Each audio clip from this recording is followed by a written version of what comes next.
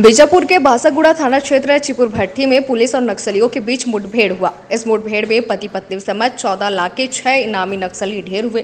Pistol, carbene समेत भारी मात्रा में नक्सली सामान भी बरामद किए गए हैं। वहीं पुलिस का दावा है कि कुछ नक्सलियों के घायल होने की भी संभावना जताई जा रही है।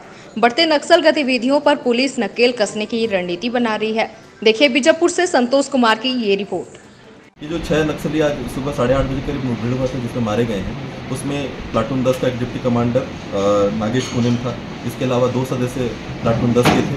इसके अलावा एक एसीएम एरिया कमेटी मेंबर थी और एक मिलिशिया प्लाटून कमांडर भी था जो मारे गए हैं। मौके पर से 9mm पिस्टल, कार्बाइन और एक पिस्टल, इसके अलावा 2 भरमार और एक 12 बोर बरामद हुआ है। साथ में टिफिन बम भी बरामद हुए, वायरलेस सेट बरामद हुए और कई सारे नक्सली सामान, कॉर्डेक्स, जेल, गिलेटिन, ये सब हम लोग को बरामद हुआ। बिल्कुल सेफ है। ये तो कई बार नक्सली की बौखलाहट है। जिस प्रकार से ये लोग अभी सिविलियंस की हत्या किए थे, ये नक्सलियों की बौखलाहट है।